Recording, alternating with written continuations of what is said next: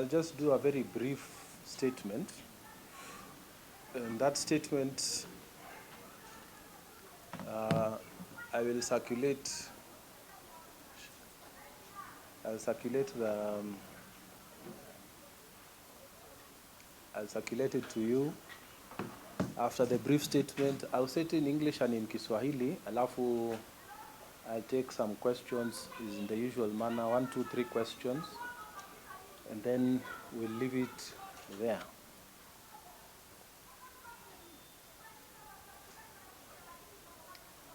So, I have today the 23rd September 2024 filed a motion of censure against the holder of the office of the Deputy President of the Republic of Kenya. I am motivated to file this censure motion against the holder of the office of the Deputy President of the Republic of Kenya because of conduct and becoming of that office. The Constitution of Kenya demands that the holder of the office of the Deputy President will be a national figure. The Constitution of Kenya defines in Article 260 that the President, the Deputy President, and several other officers are state officers. State officers are bound by the oath of office they take and the values that are stipulated in the Constitution, Article number 10. National values include preaching unity. National values include non-discrimination.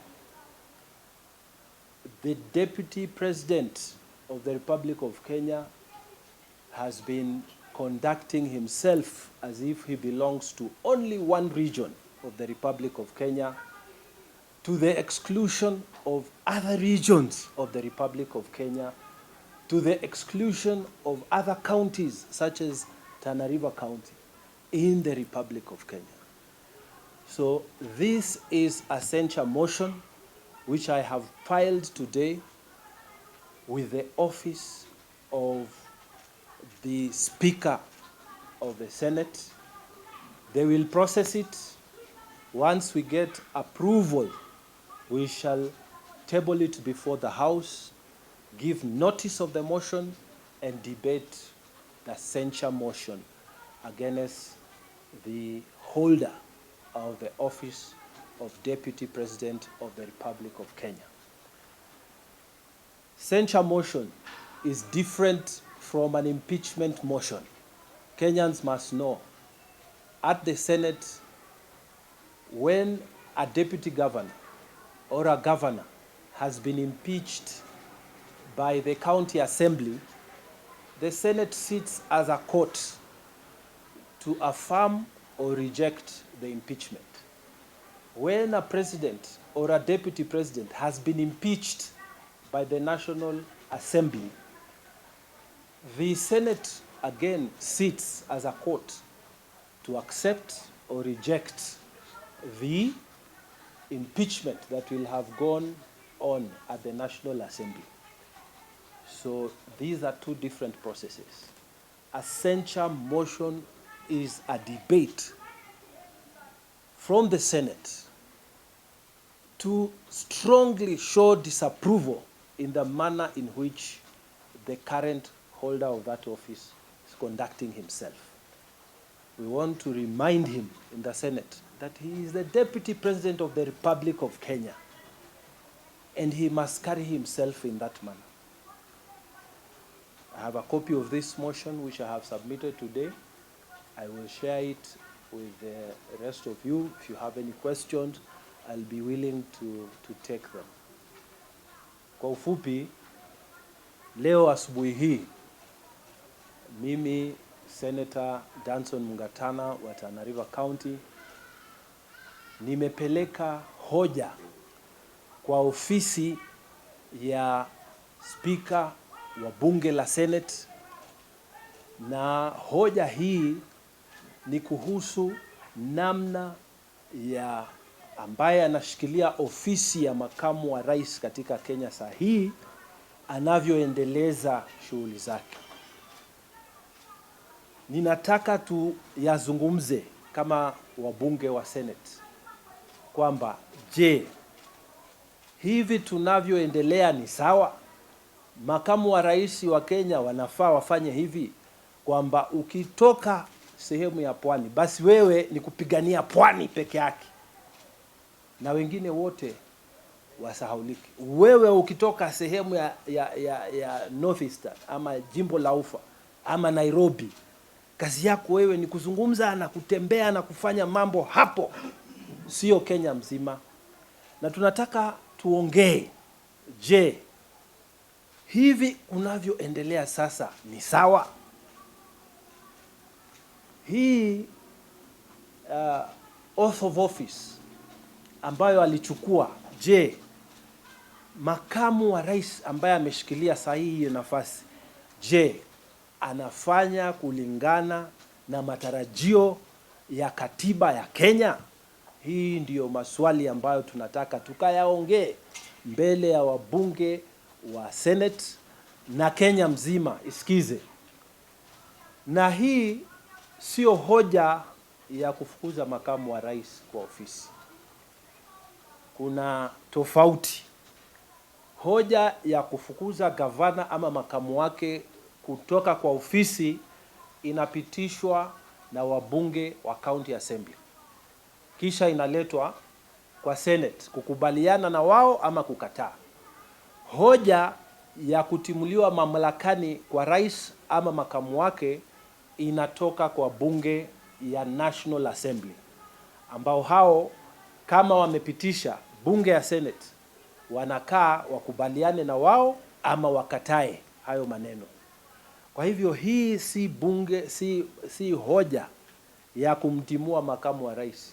Hii ni hoja ambayo kizungu tunasema strong disapproval, ama ni hoja ya kukataa na kutokubaliana na vile anavyoiendesha ofisi hiyo ambayo aliapa mbele ya wananchi wa Kenya na watu wote wa dunia ya kwamba atatumikia Kenya mzima na kumsaidia rais.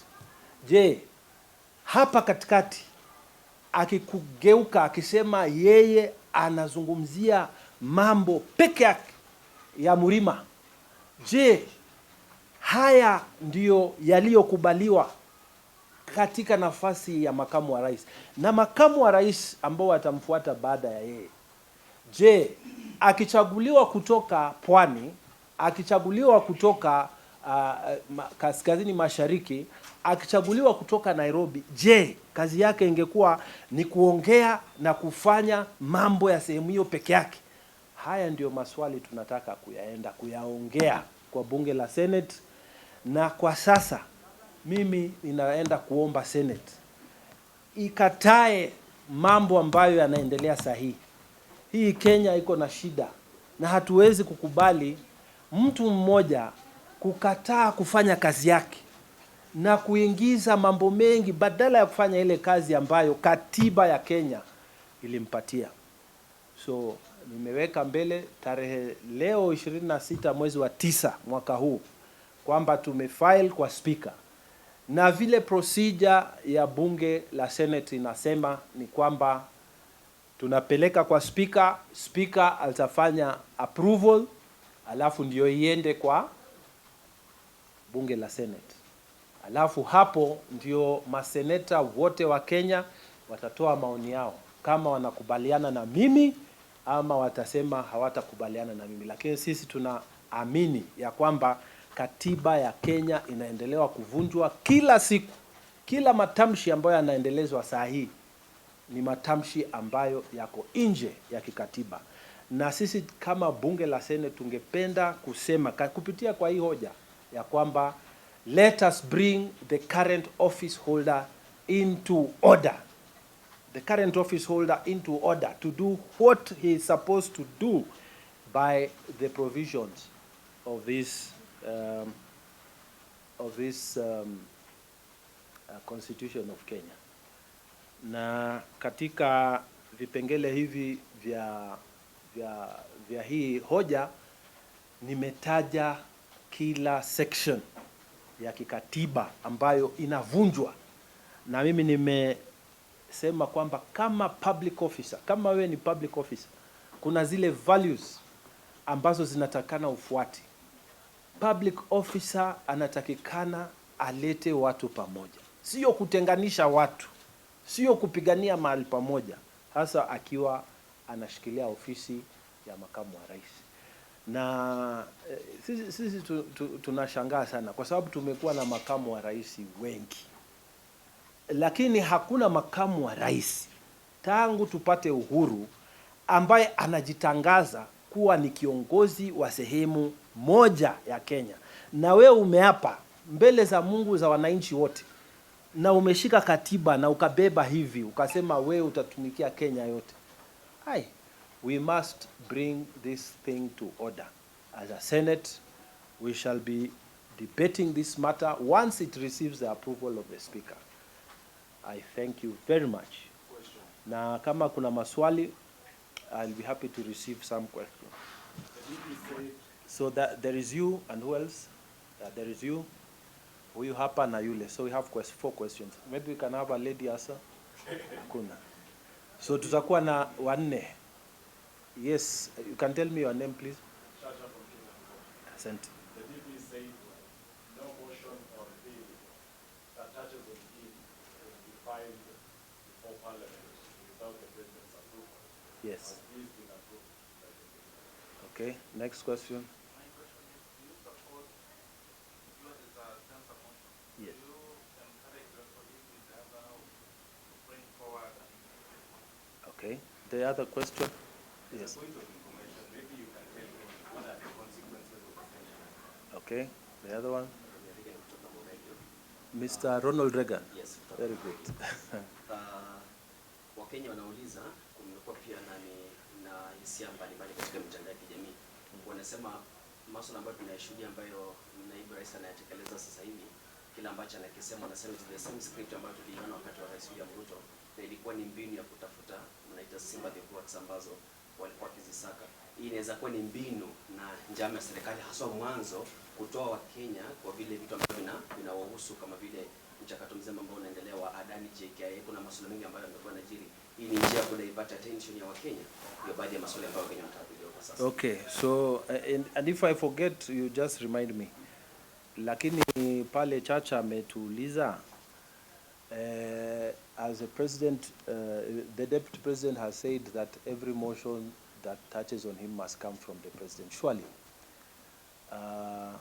as a senator, I have the capacity to bring any motion, any legislative proposal, any bill before the House, and we seek a debate, and it is either confirmed or rejected. Now, but from a practical point of view, I am the head of delegation of Pan-African Parliament in Kenya. This is the African Parliament. And we have just come yesterday from a session in Johannesburg. So I have had no opportunity at all to meet or discuss with His Excellency the President. And I'm also given to know that he's outside the country. So even from a practical point of view, it is not possible that we could have met or discussed anything. So that is a no. This is a thing that I'm doing because as a senator I am unhappy, and we need to bring the politics of this country to order. The next question was, hebu nikumbushe my friend who was still there. Whether? Yes, sir.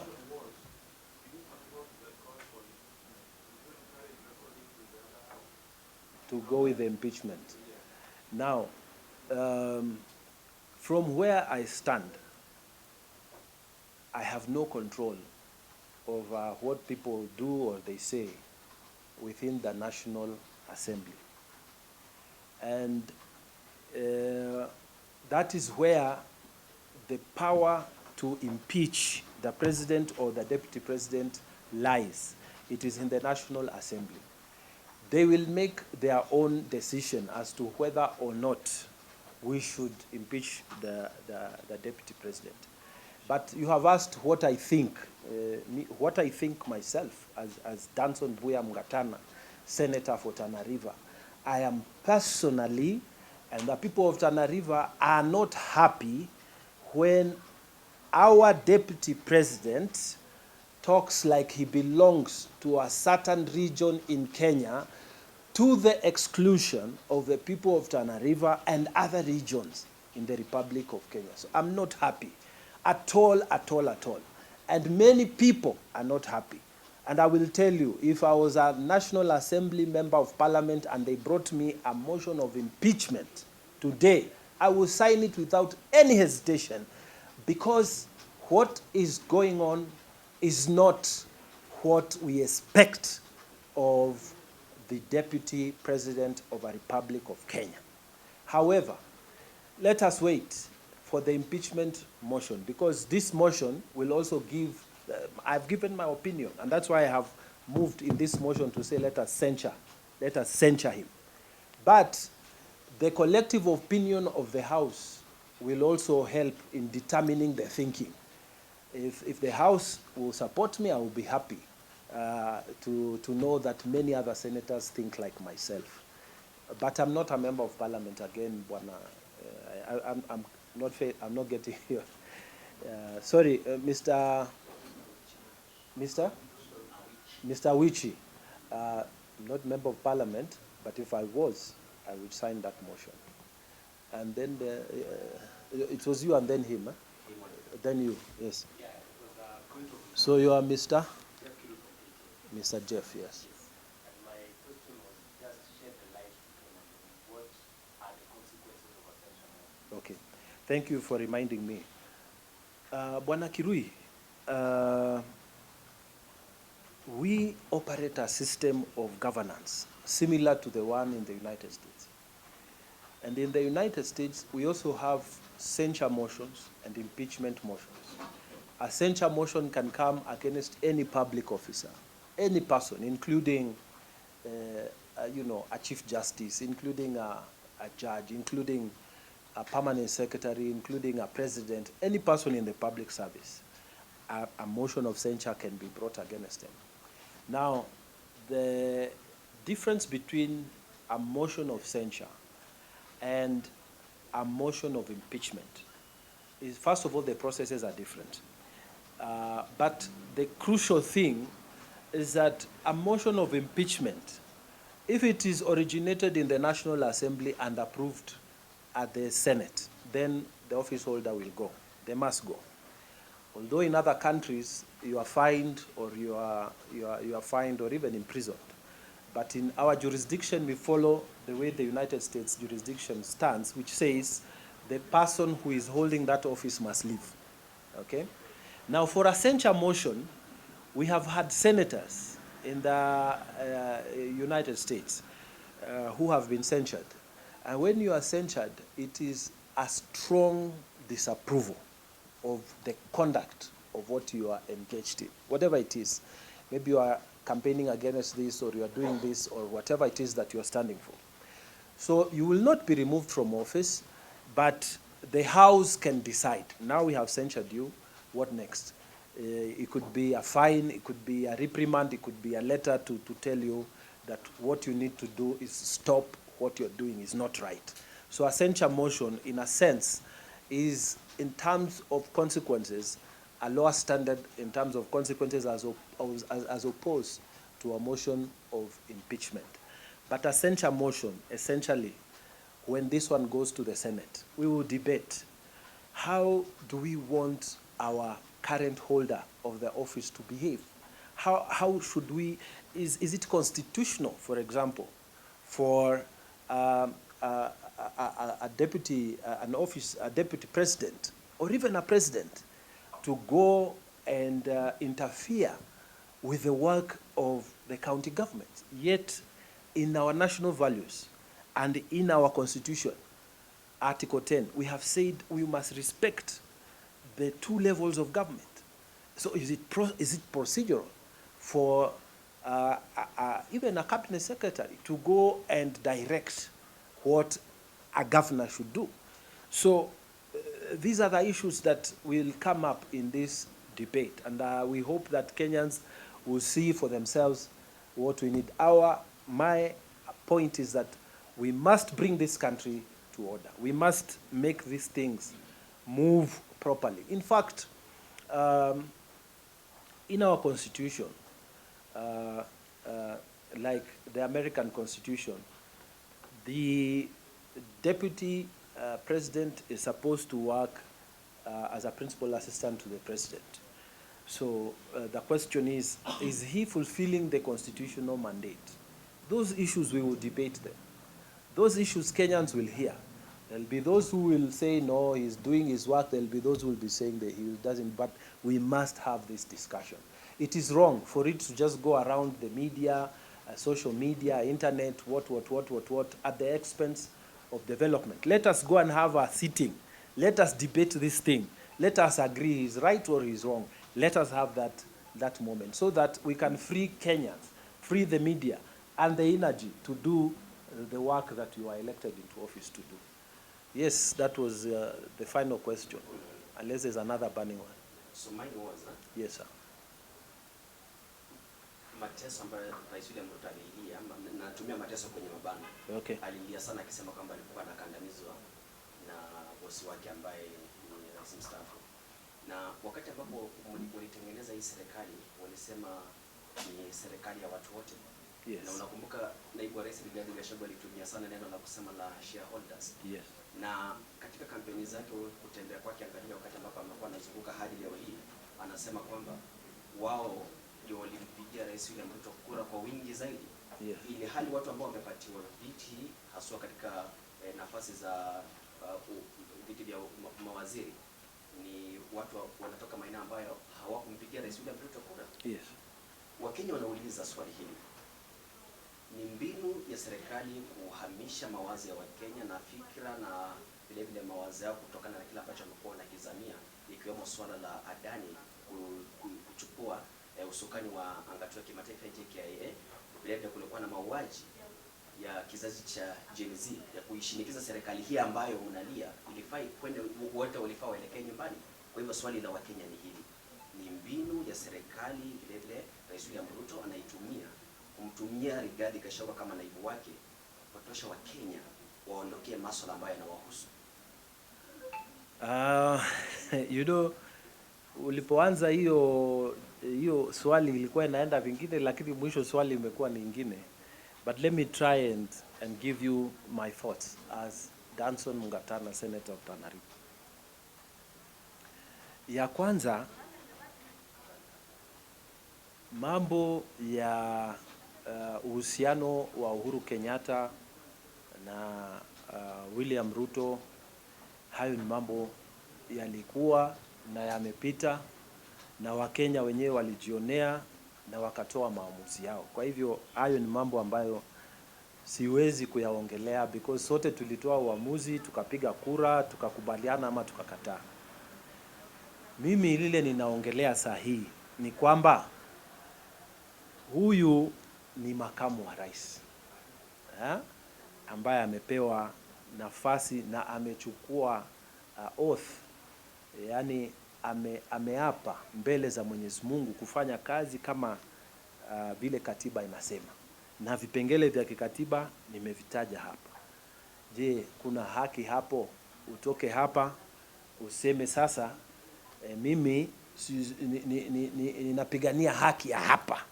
Unaona, utoke kwa nchi mzima uende kwa kijiji useme mimi sasa mimi ndio wa hapa, na sisi ambao tuko nje ya hapo tunasema ni makosa, na tunasema tena ni makosa. Tunasema sisi kama watu wa Tana River tuna haki ya huyo makamu wa rais pale alipo kututumikia pia sisi.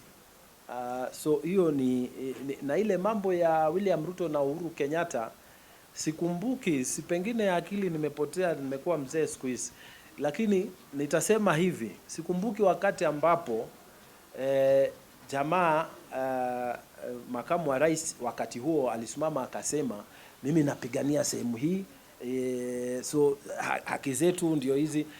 Na sikumbuki mbunge ama senator yote alipotoka kule kulalamika ninavyolalamika mimi sasa kuwa kuna discrimination ama kugawanya watu. Na ile kusema kwamba ambalo ni swali lako pia kwamba pengine hii ni njama ya kuondoa akili za Wakenya kwa mambo ya shida ambazo wanazipata kama Adani na kupeleka mawazo yao mahali pengine, mimi naona kwamba hayo ni mambo tofauti, kwa sababu mimi mwenyewe nimetoa statement na nimesema kwa mitandao ya kwamba mambo ya Adani yafuatiziwe na Senate Committee inafuatizia na inachunguza hayo maneno. Kwa hivyo siamini ya kwamba mtu anaweza kusema na aseme kuwa ni kweli ya kwamba we nenda ukaharibu siasa hivi ukaseme hivi na hivi ili watu wasahau mambo ya Adani. Mambo ya Adani waziri anayehusika anafuatiziwa na Senate. Na najua nilipokuwa Afrika Kusini aliitwa mbele na aliulizwa bwana Chirchir na alijieleza, na watu hawakutosheka, na nafikiri anaitwa tena kuja kujieleza kuhusu hiyo program. So hiyo project na mambo ingine ambayo yanahusika na shida za wananchi zinaendelea, na hii ingine ambayo tunaona ni shida ambayo inatukoroga sote inaendelea. So I don't see a correlation between those two. Those are two different matters that are being followed separately and are being processed separately at the level of Senate. I think I would like to finish there. Yes, sir. Yes, sir. Yes, sir. Yes.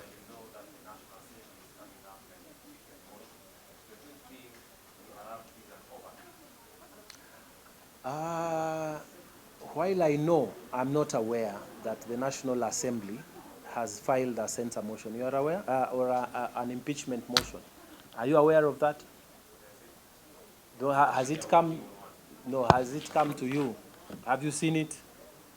So maybe it is there, maybe it's not there, maybe it is there, maybe it's not there. But Vincent, from my point of view, as a senator of Tana River, I'm aggrieved that my deputy president has decided that against the oath of office he took, he will only fight and focus for the people around where he was born.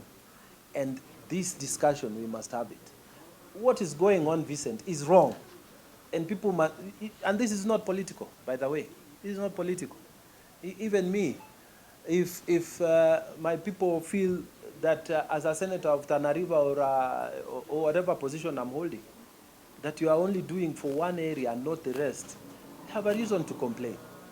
Me, I am honestly complaining that there's something wrong going on. And I'm not dwelling on deeper issues like should we have a deputy president at all? You know, should we have deputy governors at all? You know, those are issues that we need also to think about. Because I used to be an assistant minister in governments past. And at some point, the constitution came and said, people were saying, no, we don't want to have assistant minister. We could not imagine how a minister can run the ministry without the help of the deputy ministers. But then look, it has worked. The current cabinet secretaries are functioning without the help of the deputy ministers. In fact, all the attempts of bringing chief administrative secretaries have been rejected, and we are going on. So sometimes in the next constitutional dispensation, we must ask ourselves intellectually these questions, that do we actually need that position of a deputy governor or a deputy president at all? Because and I'm speaking intellectually, and you can see even my press conference here, I am provoking Kenyans into thinking, do we actually need it? Or is it just that we are used to that position? Now, if the issue is that a deputy governor, he's supposed to, in case the governor goes or is incapacitated, he's supposed to take over. What if we said the judge who is presiding over the county or the nearest judge there can hold office as we prepare for an election? What is wrong with that? And if it is a deputy president, what if we say, in the next constitutional dispensation, we do away with this position which is causing us manenos, and then we say, what if, in the event of incapacity of the president, that the Chief Justice of the Republic of Kenya, who is apolitical, he does not have any political, he's not from a political party or anything, holds that office and prepares for the general election, we will not be having all these pressures, you know? So Vincent, I want you to, and you are a senior reporter because we've been around with you for many years, I want you also to help Kenyans to see where we are going. Is this constitution really helping us, you know, that once you are elected as a deputy president or a deputy governor, you start thinking, I'm a co-governor or I'm a co-president. Are we doing the right things?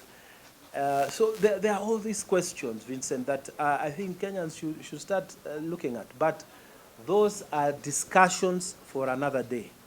What I'm saying today, and Vincent, I am completely persuaded that what is going on is wrong. If I'm just to hazard, and I'm not in the mind of President Ruto, yeah? I'm not in the mind of any governor in this republic. I'm not even a governor. But if I was a governor today, if I was a president today, there's an area where I was born, I would want to do more for that area. But I would never, as a governor or as a president, stand in front of people and say, this area, I am fighting for this area. What happened to the office, oath of office that you took? What happened to the Constitution?